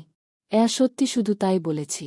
সত্যিই মেয়ে মানুষের মন বোঝা পৃথিবীর সবচেয়ে কঠিন কাজ। শিশির কথাটা বলে বড় করে দীর্ঘশ্বাস ছাড়ল। রূপকথা শিশিরের দিকে তাকিয়েই ছিল। তার কথা শুনে রূপকথার চোখগুলো ছোট ছোট করে বলেছে আপনাকে পুরুষ মানুষদের হাতে রাখার থেকে বেশি বড় কাজ এই পৃথিবীতে দুটো হয় না মিস্টার আহসান। কথা শেষ করতেই রূপকথা মুখ বাঁকিয়ে ফিরিয়ে নিল। শিশির অবাকের চরম পর্যায়ে পৌঁছে গেছে এমন ভান ধরে রূপকথার দিকে ঝুঁকে বলে, মোটেও না বু, পুরুষ মানুষদের হাতে রাখা সবচেয়ে সহজ, শুধু উপায় জানতে হবে। তাই বুঝি? তাহলে বলুন কি উপায়ে? পুরুষ মানুষদের পেট ভালো ভালো খাবার দিয়ে ভরিয়ে রাখতে হবে, তাহলেই সে হাতে থাকবে। রূপকথা ভ্রু উঁচু করে তাকিয়ে রিল অবিশ্বাসের চোখে। শিশির রূপকথার দুই গাল ধরে টেনে দিল। তারপর বলল, বিশ্বাস না হলে তুমি তোমার স্পেশাল মিষ্টি কফি তৈরি করে আমাকে খাইয়ে দেখতে পারো। 1 মিনিটে বিশ্বাস হয়ে যাবে। বলে অট্টহাসিতে ফেটে পড়ল শিশির। রূপকথা পিছন থেকে বালিশ টেনে ছুঁড়ে মারল শিশিরের দিকে। শিশিরের মুখের উপর বালিশ পড়ল। সে সঙ্গে সঙ্গে সরিয়ে রূপকথার দিকে তাকিয়ে আবারও হাসতে শুরু করল। রূপকথা বিরক্ত মুখে তীক্ষ্ণ স্বরে বল, বজ্জাত লোক একটা, মুখে কোনো রকমের লাগাম নেই, সরুন, বলে উঠে দাঁড়াল। শিশির তার হাতের তালুর উপর ভর দিয়ে আধশোয়া হয়ে রূপকথার দিকে তাকিয়ে রইল। রূপকথার আগে গটগট করে হেঁটে গেল আলমারির দিকে। সেখানে থেকে নিজের জন্য শাড়ি বের করে ওয়াশরুমে ঢুকে গেল। শিশিরের মুখে তখনও হাসির রেশ লেগে রয়েছে। শিশির সকালের ব্রেকফাস্ট করে বেরিয়ে পড়েছে অফিসের জন্য। আজ সানজিদ এসেছে শিশিরের গাড়ি নিয়ে। সেও শিশিরের সঙ্গে ব্রেকফাস্ট করেছে। আজ সকাল থেকে শিশির সানজিদের মধ্যে অন্যরকম কিছু লক্ষ্য করছে। সে মনোযোগ দিয়ে সানজিদের দিকে তাকিয়ে আছে। সচরাচর সানজিদ গাড়ি নিজ থেকে ড্রাইভ করে না, তবে যেদিন সেদিন শিশির আর পিছনে বসে না, সে পাশের সিটেই বসে। আজও তার ব্যতিক্রম নয়। পর্যবেক্ষণের এক পর্যায়ে শিশির ভ্রু কুঁচকে গম্ভীর স্বরে জিজ্ঞাসা করে, সানজিদ তোর কি হয়েছে? সানজিদ গাড়ি চালাচ্ছে বলে শিশিরের দিকে তাকাল না। গাড়ি চালানোর সময় সে খুবই সতর্ক থাকে। শিশিরের প্রশ্ন শুনে সে সামনের দিকে চেয়ে থেকে বলে, কোথায় স্যার? কিছু হয়নি তো। মিথ্যা তুই বলতে পারিস না সানজিদ। সত্যি করে বল কি হয়েছে? শিশির প্রশ্ন করল। স্যার, আসলে, সানজিদ আমতা আমতা করে কিছু বলতে চাচ্ছিল, তবে মাঝে পথেই থেমে গেল। কি বল? এবার কিন্তু মেজাজ গরম হচ্ছে আমার। শিশিরের গলা তীক্ষ্ণ হয়ে গেল। সানজিদ ধোক গিলে বলল, স্যার, আম্মু আমার জন্য মেয়ে দেখেছে। মেয়ে ঢাকার। তো সমস্যা কি? সেটা তো ভালো news, you should be happy. Sir, I also want to happy, but. Sanjid থেমে গেল। সে যেন আর বলতে পারছে না। শিশির সানজিদের দিকে চেয়ে ভ্রু কুঁচকে বলল, কিন্তু কি? স্যার, মেয়ে আমার টাইপের না। শেষমেশ গলায় প্রবল চাপ প্রয়োগ করে সানজিদ কথাটা বলেই ফেল। ও, তাই বল। তার তোর কেমন মেয়ে পছন্দ? শিশির প্রশ্নটা করতেই যেন একগাল হাসি উকি মারল সানজিদের ঠোঁটে। সে দাঁত বের করে হেসে বল, স্যার, ভাবির মতো হলে মন্দ হয় না। Shut up rascal. সানজিদের কথা শেষ হতে না হতে শিশির তীব্র স্বরে বলে উঠল, তোর ভাবি এই পৃথিবীতে একটা পিসি আছে, এবং সেটা শুধু আমার। খবরদার, তোর ভাবির মতো বু চাওয়ার কথা কল্পনাতেও যেন না আসে। সানজিদ অলরেডি গাড়ি সাইডে পার্ক করে শিশিরের দিকে ভয়ার্ত দৃষ্টিতে তাকিয়ে আছে। শিশিরের পসেসিভনেস দেখে সে তো প্রায় অবাক। শিশিরের কথা মতো সে মাথা নাড়ায় আর মনে মনে ভাবে, বাহারে পুরুষ মানুষ। দুদিন আগ পর্যন্ত তাকে বউ হিসেবে মানতে ছিল নারাজ, আজ তারই জন্য করছে লড়াই। হে খোদা, মানুষের আর কত রং দেখাবে, স্পেশালি এই লোকটার। স্যার তো গিরগিটির থেকে বেশি রং পাল্টায়। সানজিদ শিশিরের দিকে তাকালো, তারপর ভীত সন্ত্রস্ত স্বরে বল, স্যার, আপনি বললে ভাবনা চিন্তায় ছেড়ে দিব। কোনো অসুবিধা নেই তবে। শিশির আজ চোখে সানজিদের দিকে তাকায়, তারপর বলে, কথা বলতে বলতে থেমে যাওয়া একটা বদ অভ্যাস সানজিদ, যা বলার ঠিক করে বলে ফেল। আসলে, একটা কাজে ভাবিকে প্রয়োজন। কথা শেষ করতে না করতে শিশির সানজিদের দিকে তাকাল, রাগ করে না, কৌতূহলী হয়ে। সানজিদ দাঁত কেলিয়ে বলে, আসলে, মেয়ে দেখতে যাব। মা এখানে থাকেন না। সাথে পরিবারের লোক তো লাগবে। আর একজন মেয়ে মানুষ তো লাগেই, তাই আপনি আর ভাবি চলেন আমার সঙ্গে। শিশির দীর্ঘশ্বাস ছাড়ল। সানজিদের দিকে তাকিয়ে বলল, সেটা বললে হয়। দাঁড়া, বলে হাতের ফোনের দিকে চেয়ে কারে কল করে কানে লাগাল।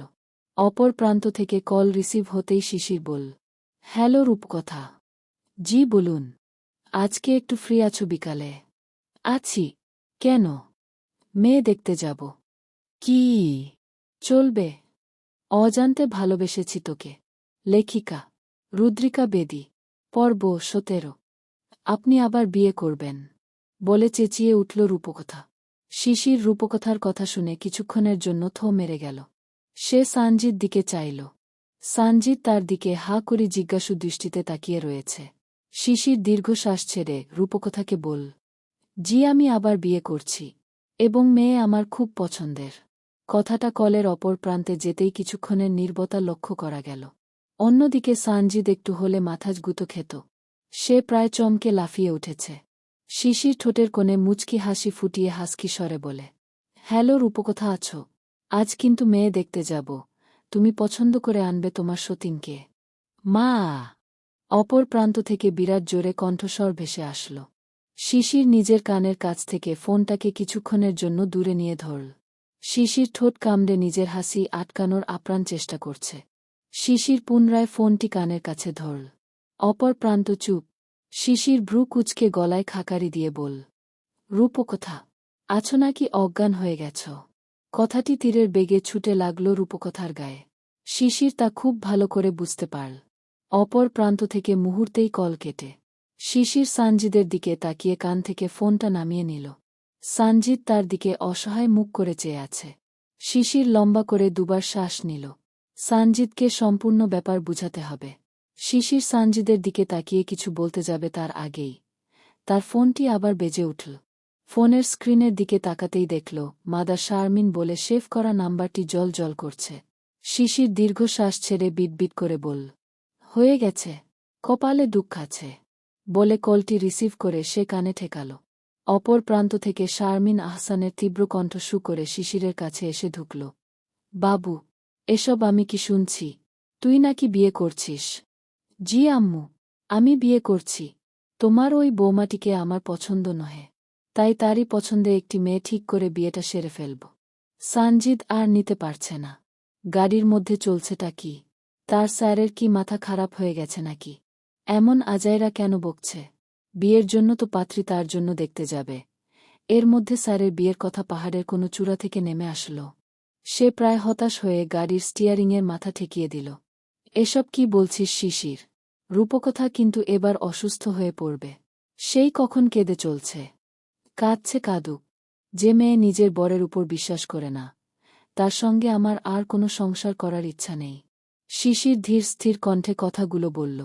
মানে? শারমিন আহসান অপর প্রান্ত থেকে জিজ্ঞেস করলেন। ওই গাধিকে বলো, মেয়ে আমি আমার জন্য দেখতে যাচ্ছি না, সানজিদের জন্য দেখতে যাচ্ছি। এবং সানজিদ চাই তার ভাবিও যেন যায়। শিশিরের কথা শেষ হতেই সানজিদ মাথা তুলে হাসি হাসি মুখে তাকায়। তার চোখ মুখের হতাশা বিলীন হয়ে গেছে। সে দাঁত কেলিয়ে তার স্যারের দিকে চেয়ে আছে। তার মানে তার স্যার এতক্ষণ ধরে মজা করছিলেন। এমন গম্ভীর মানুষের দ্বারা যে মজা মশকরা করা যায় তাই ভেবেই সানজিদের মাথায় একটা চক্কর দিয়ে উঠল। সে মনে মনে বিটবিট করতে থাকে, ইহাকেই কই বুঝের জাদু। যে ভাল্লুক আগে মানুষের শরীরের ঘাম এক করে দিত সে আজ ঠাট্টা তামাশা করবে, তা ভাবতেই হাসতে ইচ্ছে করেছে। জিও ভাবি জিও। শিশির কলের অপর প্রান্ত থেকে বুঝতে পারল তার রূপকথাকে মজার বিষয়টা খুলে বলেছেন। শিশিরের মুখে একগাল হাসি। বুঝের পিছনে লেগে এত সুখ আছে তা তো সে আগে জানত না। ভারী মজার বিষয় তো। শিশির টের পেল রূপকথা অপর প্রান্ত থেকে ফুপাতে ফুপাতে ফোনের কাছে আসছে। শিশির প্রস্তুত হচ্ছে রূপকথার ভাঙা কণ্ঠ শোনার জন্য। আপনার কি আমার প্রতি হালকা মায়া দয়া নেই? এমন বাজে মজা কেউ করে? রূপকথা তখনও ফুপিয়ে চলছে। শিশির তার বাম হাতের আঙ্গুল দিয়ে চুলে হাত বুলাতে বুলাতে হাসকি স্বরে বল, আমার বলার আগেই তো তুমি সব উল্টা পাল্টা ভেবে বসেছিলে। আমার দোষ কি? আমি তো একটু পিছনে লাগছিলাম। যেটাই বলুন না কেন সব দোষ আপনার। রূপকথা তীক্ষ্ণ স্বরে বল। শিশির মুখ টিপে হাসতে হাসতে বল, ওকে শোনা, সব দোষ আমার। এখন আর কেঁদো না, আর বিকেলের জন্য প্রস্তুত থেকো। বেচারা সানজিদের জন্য বুক খুঁজতে যাব। আমি যাব না, উদাসীন কণ্ঠে রূপকথা বল। শিশির সানজিদের দিকে তাকাল। সানজিদ সেই কখন থেকে তার দিকে চেয়ে আছে। কেন শোনা? সানজিদের একান্তই ইচ্ছে যে তুমি ওর জন্য মেয়ে দেখতে চলো। আমাকে তো জাস্ট নামই বলেছে, মূল অভিভাবক তো তুমিই। শিশির অনেক বিনয়ীভাবে বল। কলের অপর প্রান্ত কিছুক্ষণ সব চুপচাপ। শিশির বুঝতে পারছে না রূপকথা কি জবাব দিবে। কিছুক্ষণ অপেক্ষা করার পর রূপকথা ছোট করে বলে, ঠিক আছে যাব। That's like my girl. Okay darling, বিকালে রেডি থেকো। আমি তোমাকে পিক করে নিব। ওকে। চিত্রা আর রোহান একটি কফি হাউজে বসে আছে কারো অপেক্ষায়। দুজনের মুখ থমথমে এবং ফ্যাকাসে। তারা যার যার জন্য অপেক্ষা করছে। সে ৩ মাস পর দেশে ফিরেছে। তাদের বন্ধুমহলের একজন তিনি। চিত্রা আর রোহান একে অপরের মুখ চাওয়াচাওয়ি করছে। রোহান থেকে থেকে তার হাত ঘড়িতে চোখ বুলাচ্ছে। চিত্রা তার ফোনের স্ক্রিনের দিকে অপেক্ষা করছে প্রায় ১ ঘণ্টা হতে চল। অবশ্য তারা অনেকটাই আগে এসে বসেছিল। তবে এখন তারা অধৈর্য হয়ে উঠছে। তাদের অপেক্ষার অবসান ঘটিয়ে কফি হাউজের দরজা দিয়ে ভিতরে প্রবেশ করতে দেখা গেল চিত্রা আর রোহানের সেই কাঙ্ক্ষিত পুরুষটি। পরনে তার জিন্স, ব্রাউন কালারের টি শার্ট এবং তার উপরে রয়েছে কালো রঙের জ্যাকেট, চোখে কালো রঙের সানগ্লাস। পুরুষটি এগিয়ে আসলো চিত্রাদের টেবিলের দিকে। চিত্রা আর রোহান দুজনেই উঠে দাঁড়াল। এতক্ষণ জমে থাকা চিন্তার কালো মেঘ দুজনের মুখ থেকে বাষ্পীভূত হয়ে গেছে। রোহান এগিয়ে গেল পুরুষটির দিকে। পুরুষটির নাম সাদাফ আহমেদ। সুদর্শন পুরুষ বললে ভুল হবে না তাকে। ব্যক্তিত্ব সম্পূর্ণ একজন ছেলে সে। নিজ যোগ্যতায় বাংলাদেশের সবচেয়ে বড় ভার্সিটিতে চান্স পেলেও পরবর্তীতে বাবা মায়ের জোরাজুরিতে তাকে পড়াশোনা করতে পারি জমাতে হয় বিলেতে। আজ ফিরছে সামার ভ্যাকেশনের ছুটিতে। লম্বা ছুটির সব কয়টি দিন সে তার প্রিয় লোকগুলোকে দিতে চায়। এর মধ্যে তার বন্ধুমহলের বন্ধুবান্ধবরাও পড়ে। রোহানের সাথে কুশল বিনিময় করেই সে চিত্রার দিকে অগ্রসর হল।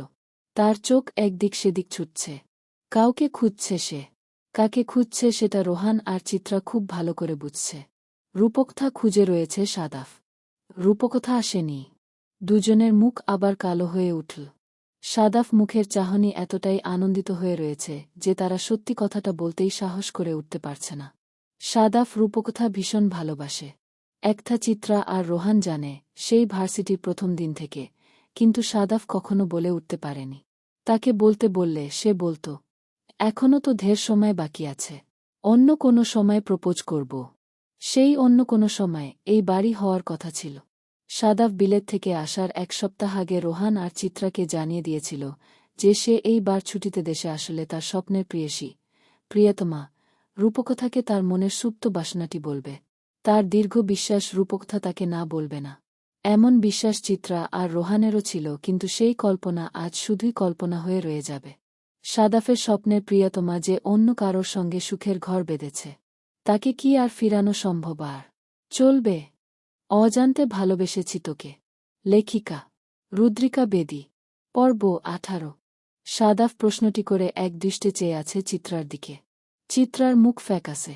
তার গলা দিয়ে কোনো কথা বেরোতে চাচ্ছে না। চুপ করে নিচের দিকে তাকিয়ে রিল।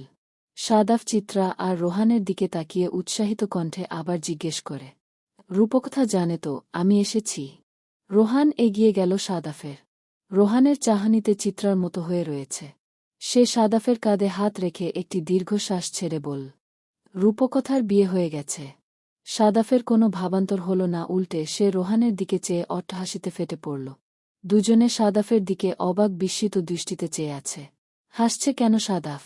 সাদাফ হাসি থামানোর চেষ্টা করে রোহানকে বল, এটা এপ্রিল মাসের প্রথম তারিখ নয় রোহান। আমাকে বোকা বানাতে আসিস না। বলে আবার হাসতে শুরু করল। রোহান চিত্রার দিকে চাইল। সাদাফ তাদের কথায় বিশ্বাস করছে না। সে ভাবছে তারা মজা করছে, কিন্তু যখন সত্যটা সত্যিই চোখের সামনে এসে হাজির হবে তখন বেচারার কি হবে? এই ভেবেই তো আটকে উঠছে দুজনে, কিন্তু তাই বলে সত্যকে কি লুকানো সম্ভব? নে।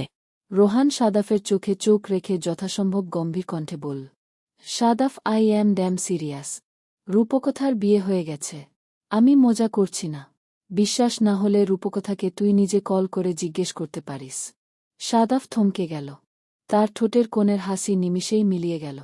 মুখের উজ্জ্বল আভা বিলুপ্ত প্রায়। সে স্থির দৃষ্টিতে চেয়ে রিল রোহানের দিকে।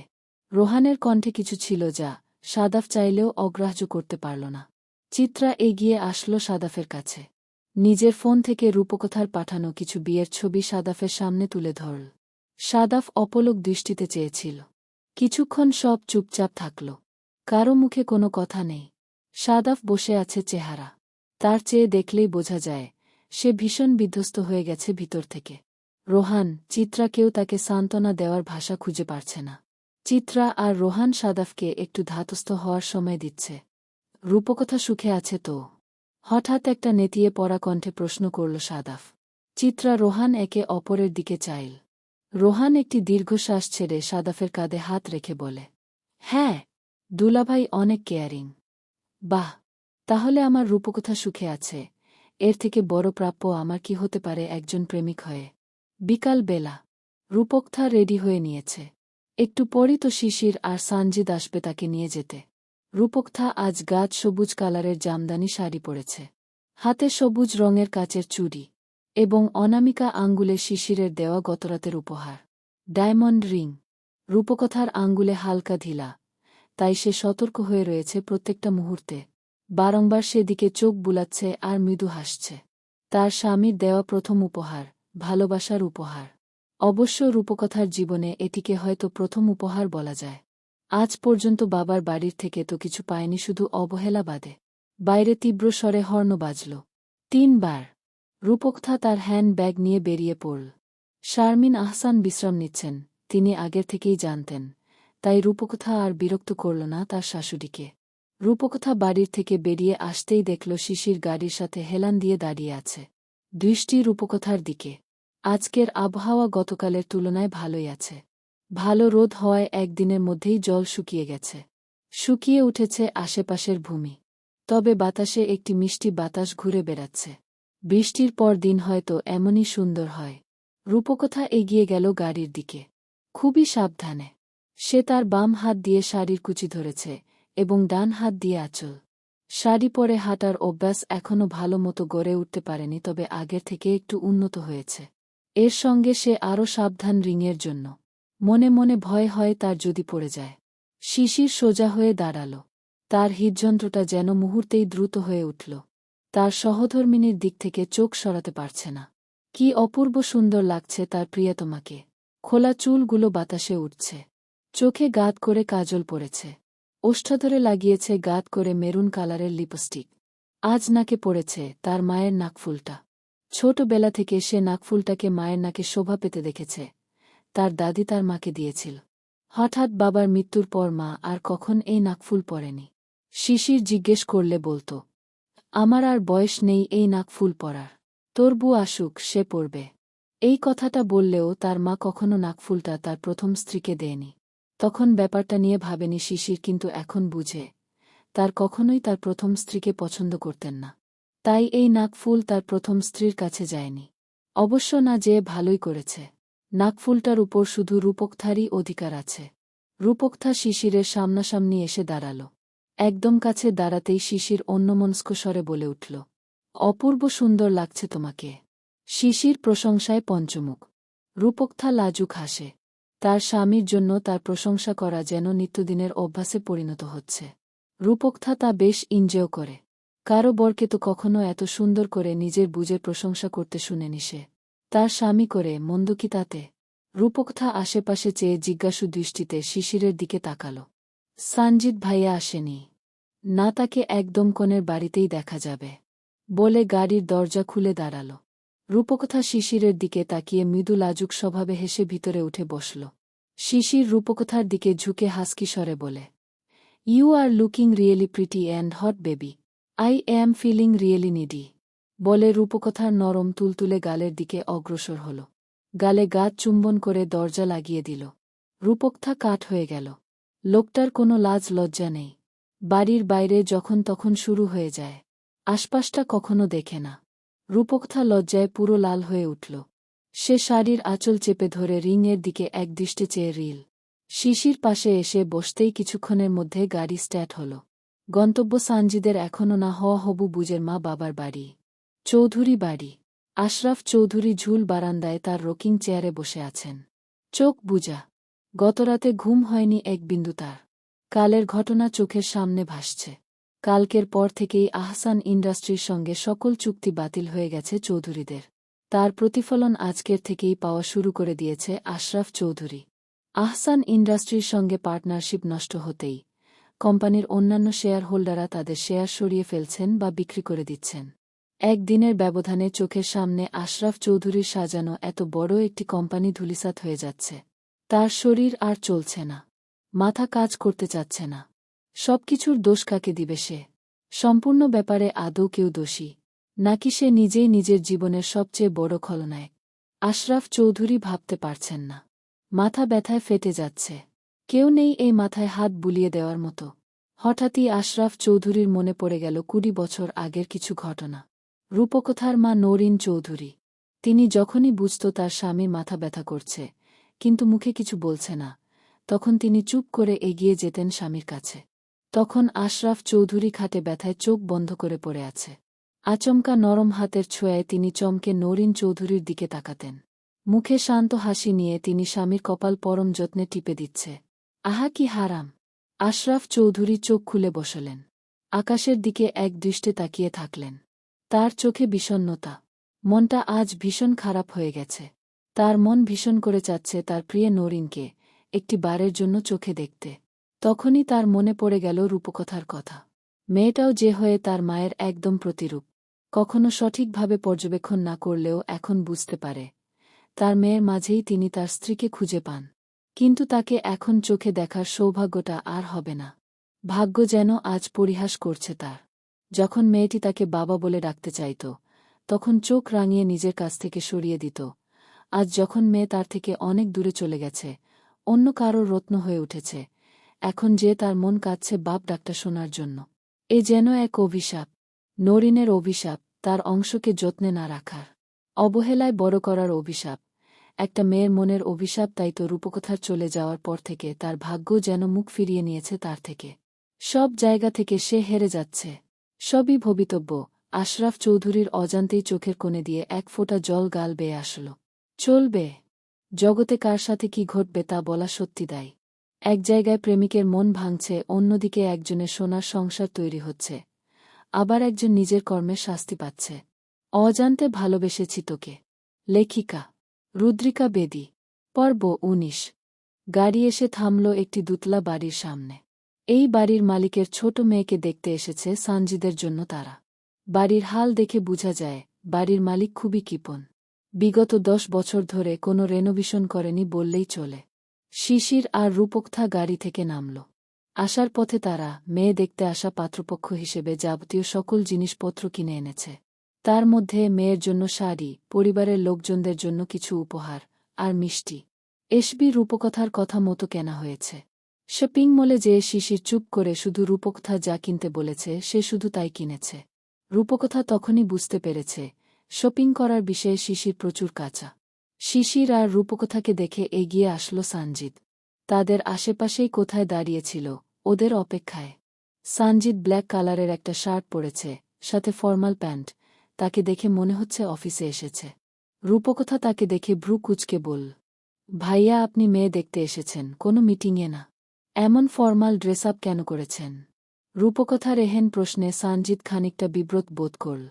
সে নিজের দিকে একবার চেয়ে রূপকথার পানে তাকিয়ে আমতা আমতা করে বলল, আসলে মেয়ে দেখাও তো একটা মিটিং তাই না ভাবি? মিটিং সাকসেসফুল হলে বউ পাবো, নয় অন্য জায়গায় আপনার মিটিং করতে হবে। তাই ফর্মাল ড্রেস আপ করে এসেছে, যাতে আমাকে যোগ্য মনে করেন। সানজিদ কথাগুলো বলে শিশিরের দিকে তাকাল। রূপকথাকে বুঝিয়ে দিলেও শিশিরকে বুঝানো সম্ভব নয়। শিশির জানে সানজিদের এহেন ড্রেস আপ করার পিছনের কারণ। আসলে সানজিদ জামা কাপড় কোনটা পরবে সেটা নিয়ে অনেক ঝামেলা তৈরি করে, তাই হয়তো যেটা হাতের কাছে পেয়েছে সেটাই পরে চলে এসেছে। সানজিদকে দেখে বোঝা যাচ্ছে সে অনেক নার্ভাস। ৩ জনে সিঁড়ি দিয়ে উপরে আসল। নিচতলা ভাড়া দেওয়া থাকতে পারে। সেখানে দোকানপাট রয়েছে, যা এখন বন্ধ। সানজিদ কলিং বেল বাজাল। কিছুক্ষণের মধ্যেই একজন মহিলা এসে হাসি হাসি মুখে দরজা খুলে দিল। শিশিরদের দেখে তার হাসি চওড়া হয়ে চেঁচিয়ে বলল, ছেলে পক্ষ চলে এসেছে, আসুন আসুন বলে ভিতরে ডাকল। ৩ জনে ভিতরে ঢুকতেই বুঝল তারা বাইরে যা ভেবেছিল সেটা আসলে সত্য নয়। বাড়ির বাইরের হাল যতটা করুণ, ভিতরে ততটাই সুন্দর, একদম পরিপাটি। এই জন্য বলে নেভার জাজ এ বুক বাই ইটস কভার। মহিলাটির দিকে রূপকথা আর সানজিদ তাদের জন্য আনা উপহারগুলো এগিয়ে দিল। ভদ্র মহিলা সেগুলো নিয়ে রূপকথার দিকে তাকিয়ে বলল, এসবের আবার কি দরকার ছিল? প্রথমবার মেয়ে দেখতে এসেছি, উপহার দরকার নেই বললে চলে। রূপকথা গুছিয়ে বলল। শিশির পাশে দাঁড়িয়ে তার দিকে চেয়ে রইল। সে যেন চিনতেই পারছে না তার রূপকথাকে। বাসর রাতে যে মেয়ে তাকে ভয়ে পেয়ে কান্নাকাটি করেছিল, সে আজ বড়দের মতো করে কথা বলছে। এ যেন রূপকথার নতুন রূপ। বুঝদার, সামলিয়ে চলা, শান্তশিষ্ট নারী। হঠাৎ তার মায়ের একটা তার মনে পড়ে গেল। কোনো এক সাধারণ সকালে শিশির সোফায় বসে তার কফিতে চুমুক দিচ্ছে। তখন তার জীবনে রূপকথা নামে কোনো মেয়ের কোনো অস্তিত্ব ছিল না। কিচেনে তার মা শারমিন আহসান সোফিয়াকে কি একটা বিষয় বলছিলেন। নারীরা পরিবর্তনশীল। আজ তার হাত ধরে চলতে হবে, কাল সে তোমার হাত ধরে চলবে। আর এই পরিবর্তন বিয়ের পর নারীর ভিতর সবচেয়ে বেশি দেখা যাবে। এমনভাবে পরিবর্তন হবে কাছের মানুষরাই তাকে চিনতে পারবে না। তাহলে কথাগুলো পৃথিবীর সব নারীদের জন্য খাটে। তাহলে তার প্রথম স্ত্রীর জন্য কেন এমন হল না? পুরো চিন্তা শিশিরের মাথায় আসতেই সে মাথা ঝাঁকিয়ে উঠল।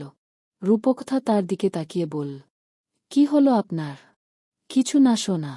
রূপকথা আর কিছু জিজ্ঞাসা করল না। শিশির রূপকথা আর সানজিদকে বসালো সোফায়। তাদের অপেক্ষা করতে বলে মহিলাটি কিচেনে চলে গেল। সাদাফ হাসছে। তার ঠোঁটে লেগে রয়েছে বিষণ্ণতার আনন্দ, হারিয়ে ফেলার সুখ। চিত্রা আর রোহান বেকুব বনে গেছে সাদাফের এমন প্রতিক্রিয়ায়। তারা একে অপরের দিকে বারবার চাওয়াচাহি করছে।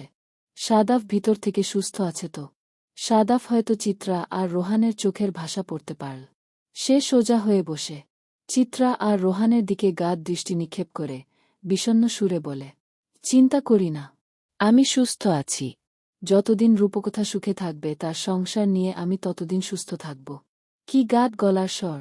দুজনের শরীরের হিম শীতল শিহরণ বয়ে গেল। শিরদাঁড়া সোজা হয়ে গেল।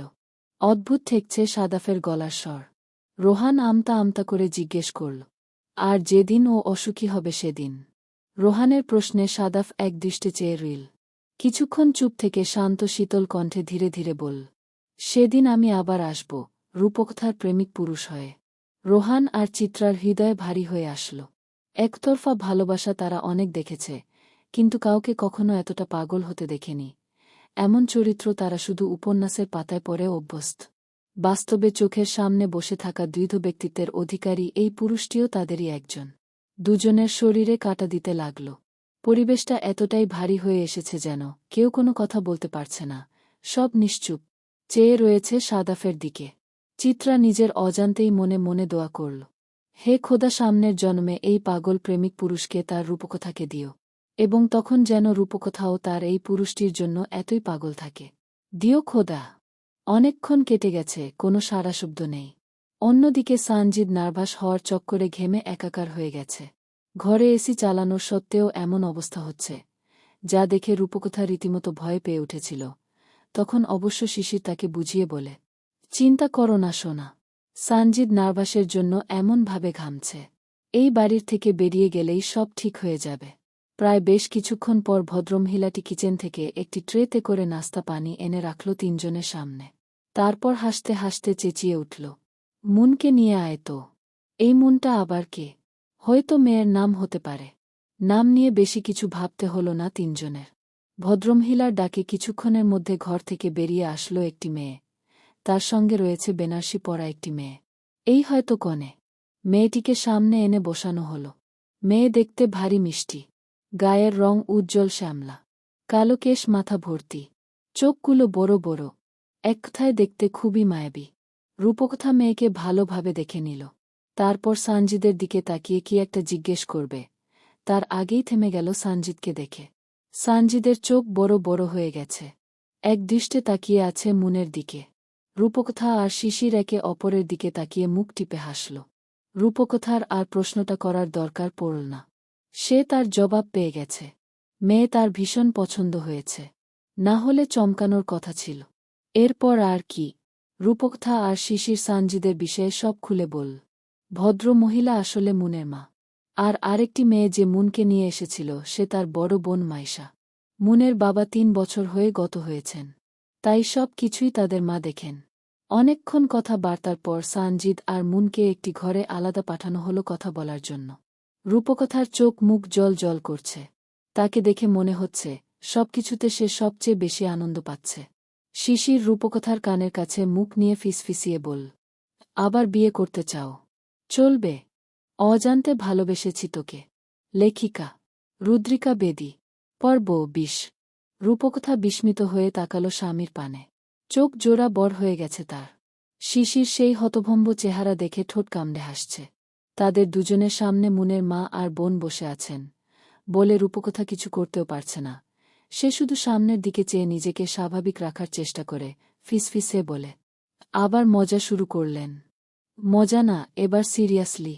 মুনের মতো তোমাকে লাজুক ভঙ্গিতে দেখতে ইচ্ছে করছে। তুমি লজ্জায় লাল হয়ে বসে থাকবে আর এদিকে আমার হৃদযন্ত্রটা উপর নিচে করবে। সেই মুহূর্তটা একটি বারের জন্য পেতে চাই। শেষের লাইনটি শিশির একদম বাচ্চাদের মতো করে বলল। রূপকথা হাসবে না, চোখ পাকিয়ে তাকাবে, বুঝতে পারল না। সে সামনের দিকে চেয়ে একই রকম গলা করে বলে, ভালো বুদ্ধি দিচ্ছি, একটি ঘুম দিবেন বাড়িতে যেয়ে, এবং ঘুমানোর আগে মনে মনে বলে রাখবেন আপনি আপনার বুকে প্রথম দেখতে যাচ্ছেন। দেখবেন সেই একই ফিল পাবেন। শিশির ভ্রু কুঁচকে তাকায় রূপকথার চেহারা এবং কথা শুনে। রূপকথা শিশিরের দিকে ফিরে লম্বা হাসে। শিশির হাসকি স্বরে বলে, রোমান্টিসিজম সহ্য হয় না তোমার দ্বারা, তাই তো? আপনি রোমান্টিসিজম দেখাচ্ছিলেন? এমা একটু বোঝাই যায়নি বলে মুখ টিপে হাসে। ততক্ষণে শিশিরের মুখ বাংলার পাঁচের মতো হয়ে গেছে। দুজনে তখনের জন্য চুপ হয়ে গেল। কেউ কাউকে একটি কথাও বলল না। সানজিদ আর মুন অনেক ধরে ভিতরে কথা বলছে। আজই মনে হচ্ছে দুজন দুজনের সম্পর্কে নারী নক্ষত্র জেনেই ফিরবে। অপেক্ষার প্রহর গুণা শেষ করে অবশেষে সানজিদ আর মুন ফিরে এলো। দুজনের মুখই স্বাভাবিক। তাদের দেখে বোঝা যাবে না তাদের মনে কি চলছে। তবে সানজিদ আগের মতো আর ঘামছে না, তার মানে সে আর নার্ভাস না।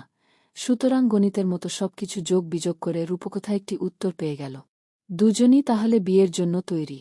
রূপকথার যে কি আনন্দ লাগছিল, সে তার মুখ দেখে যে কেউ অনায়াসে বলে দিতে পারবে। সানজিদ আর মুন বসল। সানজিদের শিশির আর রূপকথা অন্যদিকে, মুনের দিকে তার আর বোন অতি আগ্রহের চোখে তাকিয়ে আছে। সানজিদ সেদিকে একবার চেয়ে নিল। তার দৃষ্টি নিচে। দুজনের মাঝে কেউ কোনো কথা বলছে না। সব একদম চুপ হয়ে গেছে। রূপকথার অস্বস্তি বোধ হল, সেই নিচ থেকে বলে উঠল, ভাইয়া কিছু বলো। সব ঠিক আছে তো? সানজিদ মুনের দিকে তাকাল। তাকানোর সঙ্গে সঙ্গে তার দৃষ্টি শীতল হয়ে গেল, ঠোঁটেও ফুটল একটা সূক্ষ্ম হাসি। সানজিদ দীর্ঘশ্বাস ছেড়ে বলে, আসলে আমি এই বিয়ে করতে পারব না। সানজিদের একটি বাক্য পুরো হেলিয়ে দিল ওখানে উপস্থিত চারজনকে। সবার মুখের হাসি মিলিয়ে গেল। শিশির সানজিদের দিকে সন্দিহান চোখে তাকাল। সবার একটু ভাবান্তর হলেও মুনের যেন কোনো ভাবান্তর হল। সে যেন জানত এইটাই হওয়ার। কিন্তু কেন বাবা? কোনো সমস্যা? মুনের মা করুণ দৃষ্টিতে চেয়ে জিজ্ঞাসা করলেন। না না আন্টি, কোনো সমস্যা হয়নি, তবে সব মানুষ সবার মানুষের কপালে লেখা থাকে না। মুনও তেমনি একজন। তাই বিয়েটা আমি করতে পারব না। সানজিদের কথা সুর শুনে মনে হচ্ছে সে সদ্য প্রেমে ছ্যাঁকা নামক বস্তুর সঙ্গে হাত মিলিয়ে গলাটলা জড়িয়ে এসেছে। একদম দেবদাস। সবাই এক প্রকার থতমত খেয়ে গেছে। কারও মুখ দিয়ে কোনো কথা আসছে না। শিশির কি বুঝল? সে সানজিদের কাঁধে হাত রাখল। সানজিদ সেই দিকে চেয়ে বিষণ্ণ পাখির মতো হাসল। রূপকথা নিজেকে ধাতস্থ করে নিল। তারপর সানজিদের দিকে বিনত স্বরে জিজ্ঞেস করে, ভাইয়া হঠাৎ হল কি? তুমি তো ভাবি আমি আপনাকে সব বলবো, কিন্তু এখন নয়। রূপকথার কথা শেষ হওয়ার আগেই সানজিদ কথার পিঠে কথা বলে উঠল। তার সঙ্গে সঙ্গে উঠে দাঁড়াল। শিশির ও রূপকথাও দাঁড়িয়েছে। কেমন যেন পরিবেশটা হয়ে গেল। কতটা অস্বস্তি পরিবেশ বা পরিস্থিতি, সেটা বলে বুঝানোর মতো নয়। আমরা তাহলে আজ আসি বলে আর এক মুহূর্তের জন্য দাঁড়াল না ওখানে। বেরিয়ে গেল সানজিদ। রূপকথা আর শিশিরও কথা বাড়াল না। তারাও নিরুপায় হয়ে বিদায় নিল। আসার সময় অবশ্য রূপকথা একটা জিনিস লক্ষ্য করল। মুখ পাথরের মতো বসে থাকলেও তাদের চলে আসার মুহূর্তে মুনের ডান চোখ দিয়ে জল গড়িয়ে পড়ে। দোতলার বাড়ির সামনে দাঁড়িয়ে আছে তিনজন। সানজিদ নিচে এসে কোথা থেকে যেন একটা সিগারেট কিনে নিয়েছে, সেটাই জ্বালিয়ে তাতে টান দিচ্ছে। রূপকথা আর শিশির কোনো প্রশ্ন করছে না। প্রশ্ন করলেও যে তার ঠিকঠাক উত্তর পাওয়া যাবে বলে তো মনে হয় না। সানজিদের মুখ লাল হয়ে উঠেছে। রূপকথার যেন একটু আতঙ্ক লাগছিল এই সানজিদকে দেখে। এত হাসি খুশি, ভালো বলতে পারা একটি ছেলের যে এমন রূপও আছে সেটা জানত না। সানজিদের শিরা উপশিরা একদম স্পষ্ট। শিশির আর রূপকথা একে অপরের দিকে চাইল। কি হলো ব্যাপারটা? জানি না, তবে মনে হয় না সানজিদ এখন কিছু বলবে। শিশির বল, আমারও তাই মনে হয়। আপনি একটা কাজ করুন, ভাইজাকে নিয়ে অন্য কোথাও নিয়ে যান এবং জিজ্ঞেস করুন, তাহলে হয়তো বলতে পারে। আমারও তাই মনে হচ্ছে। একটা কাজ করি, তোমাকে আমি ড্রপ করে দিয়ে আসছি, তারপর। শিশির তার কথা শেষ করতে পারব না। তার আগেই রূপকথা বলে উঠল, তার কোনো দরকার নেই, আমি রিকশা নিয়ে চলে যেতে পারব। আপনি ভাইয়ার সাথে থাকুন। আমার একটা মাত্র ভাই বলে কথা, তাকে এমনভাবে দেখা যাচ্ছে। রূপকথার গলার স্বরে কিছু একটা ছিল যা শিশির অগ্রাহ্য করতে পারল না।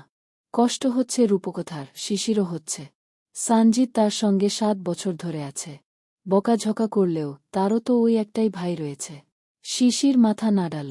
যেমন কথা তেমনই কাজ।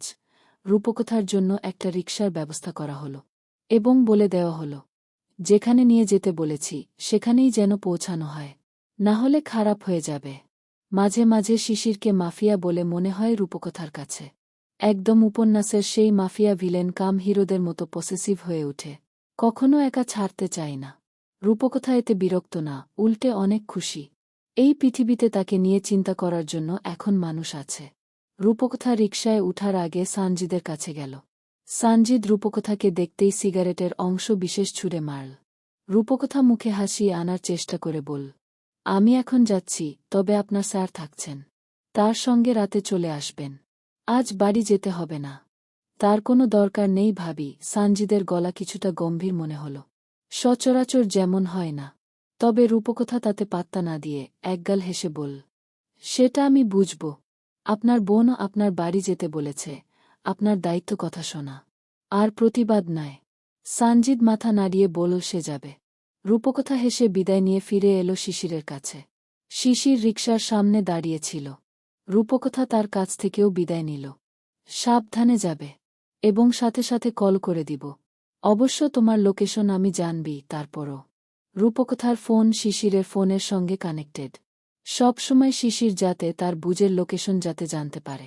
তবে এর থেকেও বেশি কিছু হয়, যে কল রূপকথার ফোনে আসবে তার নোটিফিকেশন শিশিরের ফোনেও আসবে। সুতরাং কোনো ধরনের বিপদ থেকে আগে থেকে সুরক্ষা নিশ্চিত করে লেগেছে শিশির। ঠিক আছে, আমি জানিয়ে দিব বলে এক গাল হাসি উপহার দিয়ে সে রিকশায় উঠে বসতে যাবে, তখনই তার চোখ গেল দোতলার দিকে। ব্যালকনিতে একটি অবয়ব দাঁড়িয়ে আছে। একটু লক্ষ্য করতেই বুঝা গেল মুন দাঁড়িয়ে আছে, বিষণ্ণ পাখি হয়ে, মুখে একরাশ অস্থিরতা, কষ্ট ভাসমান। রূপকথার মনটা কেমন করে উঠল। চলবে।